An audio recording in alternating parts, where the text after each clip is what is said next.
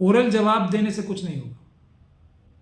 Supreme court अगर इन चीज़ों का स्वतः संज्ञान ले रहा है तो उसको उनके लॉजिकल कंक्लूजन पे पहुंचाना चाहिए। अगर देश के खिलाफ कोई व्यक्ति कोई भी कार्य करता है उसको छोड़ देना मेरे ख्याल से देश के लिए बहुत हितकारी नहीं है, बहुत खतरनाक है। कोई व्यक्ति कुछ भी इस देश के लिए करना चाहता है इस समय, तो वो एक संवैधानिक रूप से जो मर्यादित एक आंदोलन है, जन आंदोलन है, उसकी तैयारी करे। अगर कोई भी इस समय देशभक्त है तो इस देश का संविधान खत्म किया जा रहा है, इस देश का लोकतंत्र खत्म किया जा रहा है ईवीएम के माध्यम से, एसआईआर के माध्यम से। तो उसको चाहिए कि जन आंदोलन की तैयारी करे। ये सब गलतियां एक दिन तो दूर होनी है ना। कितना जुल्म कर लेंगे, कितने दिन तक जुल्म कर लेंगे, कितने दिन तक ये अपराध कर लेंगे। अल्टीमेटली ये अपराध बहुत लंबे चलने वाले नहीं है। सबको सजा मिलनी है अपने अपने अपराधों की, न्यायोचित सजा मिलनी है। सिर्फ समय का इंतजार करें। देखिए, मैं इस प्रकार की अखिलेश यादव जी की टिप्पणियों पे कोई टिप्पणी नहीं करना चाहता। ऐसा वो कुछ नहीं कर पाएंगे, ना उन्होंने ऐसा आज तक पहले कभी कुछ किया है। जो वो कर सकते हैं, उनकी पार्टी में भी स्लीपर सेल्स हैं आरएसएस के, वो कर नहीं रहे। आंदोलन करना है उन्हें, अगर करने की क्षमता है, अपने स्लीपर सेल से आज़ाद होने की क्षमता है तो आंदोलन करें। ये सब बातें तो हम जैसे लोग भी कर सकते हैं, जिनके पास कोई संगठन नहीं है, जिनके पास कोई इतना बड़ा पार्टी का काडर नहीं है, जिनके पास इतने सिस्टम नहीं है, जिनके पास इतना जो पैराफर्नेलिया है वो नहीं है। ये ज़बानी जमा खर्च तो हम जैसे लोग भी कर रहे हैं, बहुत कह भी रहे हैं। हम लोग तो थोड़ी बहुत मेहनत भी कर रहे हैं, सड़क पे उतर के भी लड़ रहे हैं, और हम लोग थोड़ी केसेस भी डाल रहे हैं इनके ऊपर, जिसमें सफलता भी प्राप्त हो रही है। ये अखिलेश यादव जी को शोभा नहीं देता कि इस प्रकार की बातें करें और आंदोलन ना करें। रोक लगाने की कोशिश की है। जो भारत से प्यार करता होगा वो जय भारत जरूर बोलेगा, जय संविधान जरूर बोलेगा, हर जगह बोलेगा। हम तो बोलते हैं ना, हमारे ऊपर पुलिस ने लाठीचार्ज की तब भी हमने जय भारत, जय संविधान, जय भीम बोला ना। जेलों में डाला तब भी बोला। जिनको डर लगता है वो नहीं बोलेंगे देश की जय, जिनको नहीं लगता वो बोलेंगे। इसमें क्या हैरानी की बात है, इसको मुद्दा नहीं बनाना चाहिए। व्यक्ति जो आरएसएस और बीजेपी का है, कार्यकर्ता है या नेता है, वो अपराध करने की ट्रेनिंग प्राप्त करते हैं, अपराध करते हैं, और अपराध की बुनियाद पर ही वो बड़े बड़े पदों पे बैठते हैं, बड़ी बड़ी सत्ता के मजे लूटते हैं। उनका ये काम है। अम्बेडकरवादियों का इससे उल्टा काम है, हर एक अपराधी को पकड़ के जेल में डलवाना और उसको उसकी न्यायोचित सजा दिलवाना, एक प्रॉपर इन्वेस्टिगेशन और एक निष्पक्ष मुकदमे के बाद। जो उनका काम है वो करेंगे, जो हमारा काम है हम करेंगे। हमारे ऊपर अभी काम का बोझ ज़्यादा है, तो इसलिए हमारे कार्य जो है थोड़ा कम है। हम संख्या में भी कम हैं, जो एक्टिविस्ट हैं वो संख्या में ज़्यादा है, उनके पास पैसे ज़्यादा है, उनके पास गैर कानूनी तरीके से सरकारी तंत्र का भी प्रयोग करने की ताकत ज़्यादा है। लेकिन इंसाफ ज़रूर होगा। एक एक इस हत्या का बदला लिया जाएगा जो बीएलओज ने की है, इस बात को वो बिल्कुल निश्चित रहें। और हत्या की सज़ा फांसी भी होती है, हत्या की सज़ा उम्र कैद भी होती है, और साजिश करने वालों को भी हत्या की सज़ा फांसी ही होती है, और साजिश करने वालों को उम्र कैद भी होती है, हत्याएं करने की सज़ा। ये बात ध्यान रखें सब। तो सुप्रीम कोर्ट की जो ओरल टिप्पणियां होती हैं उसके बारे में ज़्यादा अपना समय नष्ट नहीं करता। ओरल टिप्पणियों की कोई कानूनी वैल्यू नहीं होती, इसलिए उस पर समय नष्ट करना बेकार है। हाँ, ऐसा तो सरकार भी चाहती होगी, जो महाराष्ट्र की सरकार है आरएसएस और बीजेपी की, और केंद्र सरकार भी चाहती होगी, जो ईवीएम की सरकारें हैं दोनों ही, ईवीएम के पीएम और ईवीएम के सीएम जो हैं महाराष्ट्र के और देश के नरेंद्र मोदी जी और फडणवीस जी, वो सभी चाहते होंगे। तो वो ऐसे हालात पैदा कर रहे हैं कि कोर्ट के समक्ष ये बात जाए और कोर्ट इसको रद्द करे, और वो आरक्षण जो जितना भी है उसको पूरा ही समाप्त कर दे। उनकी कोशिश तो यही है ना। मनुस्मृति लाने का मकसद क्या है?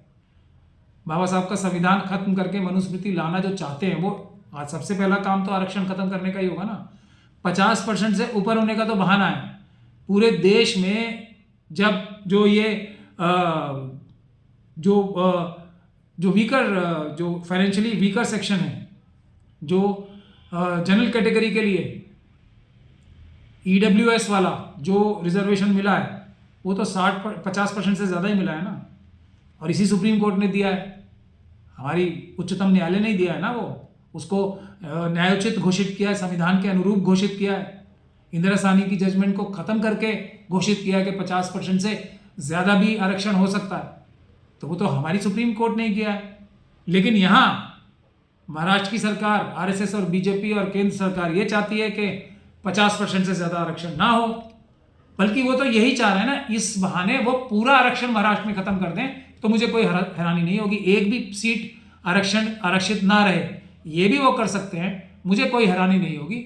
ज़रूरत इस बात की है कि ऑपोजिशन पॉलिटिकल पार्टीज के लीडर्स क्या कर रहे हैं इसके विरोध में। अब वो जाएंगे अदालत में, केस हारेंगे और उसके बाद कहेंगे हम क्या करें, हमने तो कर दिया, जनता को जागरूक करेंगे, हम आवाज़ उठाएंगे। इन सबसे कुछ नहीं होगा। अगर कोई व्यक्ति कुछ भी इस देश के लिए करना चाहता है इस समय, तो वो एक संवैधानिक रूप से जो मर्यादित एक आंदोलन है, जन आंदोलन है, उसकी तैयारी करे। अगर कोई भी इस समय देशभक्त है तो इस देश का संविधान खत्म किया जा रहा है, इस देश का लोकतंत्र खत्म किया जा रहा है ईवीएम के माध्यम से, एसआईआर के माध्यम से। तो उसको चाहिए कि जन आंदोलन की तैयारी करे। ये सब गलतियां एक दिन तो दूर होनी है ना। कितना जुल्म कर लेंगे, कितने दिन तक जुल्म कर लेंगे, कितने दिन तक ये अपराध कर लेंगे। अल्टीमेटली ये अपराध बहुत लंबे चलने वाले नहीं हैं। सबको सजा मिलनी है अपने अपने अपराधों की, न्यायोचित सजा मिलनी है, सिर्फ समय का इंतजार करें। चुनाव आयोग तो निष्पक्ष नहीं है ना। चुनाव आयोग तो आरएसएस और बीजेपी के कार्यकर्ता के रूप में कार्य कर रहा है। निष्पक्षता का सवाल कहाँ उठाया जा रहा है उस पर? वो तो है ही नहीं निष्पक्ष। ये तो अब साबित हो चुका है, एक बार नहीं बार बार साबित हो चुका है। अब इस प्रकार के सवाल भी करना मैं समझता हूं उचित नहीं है। चुनाव आयोग को हमें सीधी सीधी नज़र से आरएसएस और बीजेपी के कार्यकर्ता के रूप में देखना चाहिए। वो वही करेंगे जो मोहन भागवत जी बोलेंगे, और वो वही करेंगे जो अमित शाह जी और मोदी बोलेंगे, मोदी साहब बोलेंगे। ये भी कोई आदेश तो पारित नहीं हुआ है। टिप्पणियों पर ज़्यादा ध्यान नहीं देना चाहिए, मैंने अभी कहा है। अब ये जिस प्रकार से ये केस लड़ा जाएगा वो तो हारने के लिए लड़ा जाएगा। मैं तो ये साफ साफ बार बार कह ही रहा हूं। ये टिप्पणियां और ये जो केस लड़ना, तो मेरे ख्याल से आम जनता ने इसका सवाल का बहुत अच्छा जवाब दे ही रहा है। आधार कार्ड कैसे बनता है? आधार कार्ड अगर किसी गैर नागरिक ने बना लिया, आधार कार्ड सिर्फ और सिर्फ भारत के नागरिक का बन सकता है। ये बात सही है या गलत है? इतनी सी बहस है इसमें। और अगर ये सिर्फ नागरिक का बन सकता है, किसी नागरिक ने अगर बना लिया, जो नागरिक नहीं है, किसी व्यक्ति ने अगर आधार कार्ड, या किसी महिला या पुरुष ने आधार कार्ड जाली बनवा लिया, गलत डिटेल्स दे के बनवा लिया, उसको आप एफआईआर दर्ज करके जेल में भेजो ना। लेकिन नागरिकता का अधिकार भले ही आधार कार्ड पे ही लिखा हो, आधार कार्ड क्या किसी ऐसे व्यक्ति का या महिला का बन सकता है जो नागरिक ना हो? यह बुनियादी सवाल है। अगर आधार कार्ड बन ही किसी नागरिक का सकता है, तो आधार कार्ड नागरिकता का सबूत क्यों नहीं होगा? बताइए आप मुझे। तो ये सब कानूनी दांव-पेच गोल गोल घुमा के जो मुख्य मुद्दा है, आधार कार्ड बनता कैसे है, आधार कार्ड होता क्या है, आधार कार्ड किस चीज की गारंटी है, इसके लिए क्यों 1 लाख करोड़ से ज्यादा, पता नहीं कितने करोड़ और भी खर्च हो चुके होंगे, खर्च क्यों किए गए थे, किस वजह से खर्च किए गए थे? क्या उन लोगों के लिए खर्च किए गए थे? जैसा एक अजीब सा जो लॉजिक दिया जाता है कि जो सरकार की जो बेनिफिशियरी जो स्कीम्स हैं, जो जनता को, गरीब जनता को लाभ पहुंचाने वाली स्कीम्स हैं, उसके लिए आधार कार्ड बना था उसके लिए अपना आधार कार्ड बनाया गया था, यही कहा जा रहा है ना। तो फिर हम जैसे व्यक्तियों का और अडानी अंबानी यूसुफ लुलू जैसे लोगों का क्यों आधार कार्ड बनता है? क्यों बैंक अकाउंट को आधार कार्ड से जोड़ा जा रहा है, जबकि सुप्रीम कोर्ट के आदेश इसके विपरीत हैं? खैर, सुप्रीम कोर्ट के आदेशों का तो आजकल कोई सरकारी अधिकारी मान रखता ही नहीं है। अब ये तो सुप्रीम कोर्ट को स्वतः इस बात का संज्ञान कभी ना कभी तो लेना ही पड़ेगा कि सरकारी अधिकारी ही उनके आदेशों का पालन नहीं करते, उसका उल्लंघन खुलेआम बार बार करते हैं, दिखा दिखा के करते हैं। तो क्या न्यायिक व्यवस्था को बरकरार रखने के लिए, सुप्रीम कोर्ट की गरिमा को बरकरार रखने के लिए क्या सुप्रीम कोर्ट कोई कदम उठाएगी? ये तो सुप्रीम कोर्ट को एक ना एक दिन सुओ मोटो स्वतः संज्ञान लेना ही पड़ेगा। आज तो नहीं ले रही है, लेकिन शायद कभी ले, हम तो यही उम्मीद करते हैं, क्योंकि जजेस तो अच्छे भी हैं ना, भले ही वो संख्या में कम हो गए हैं, कम होते जा रहे हों, लेकिन अच्छे जजेस, जज लोया जैसे जजेस आज भी मौजूद हैं। देखिए, मेरी टिप्पणी ये है कि अगर कोई अपराध करता है तो ये जिम्मेदारी एजेंसीज की होती है कि वो छोटी छोटी बातों पे तो बड़े बड़े मुकदमे लगा देते हैं, लेकिन कोई अगर इतना बड़ा अपराध करता ही है जो कि देशद्रोह के बराबर भी है, अगर उसके तथ्य उस प्रकार के हैं तो एजेंसीज कोई कार्रवाई क्यों नहीं करती? एजेंसीज ने, जो हमारे होम मिनिस्टर साहब हैं, उन्होंने, ये तो एक ट्वीट की बात हमारे जैसा आप बता रहे हैं, मैंने तो देखी नहीं वो खबर, आदरणीय मुख्य न्यायाधीश साहब ने कही है, लेकिन हमारे जो ये, जिनको मैं क्रिमिनल लोग बोलता हूँ, जो मेन स्ट्रीम मीडिया अपने आप को कहना चाहते हैं, ये जितने भी हैं बड़े बड़े एंकर्स जो बड़ी बड़ी मोटी मोटी तनख्वाहें लेके टेलीविजन पे आते हैं, उन्होंने तो पाकिस्तान के नागरिकों को बुला के भारत को गालियां दिलवाई हैं अपने पैसे खर्च करके। युद्ध के दौरान भारत की सेना को अनाप शनाप बुलवाया है अपने पैसे देके, गेस्ट, और उनको पूरे देश को सुनवाया है। इनके ऊपर कौन सा मुकदमा बनता है?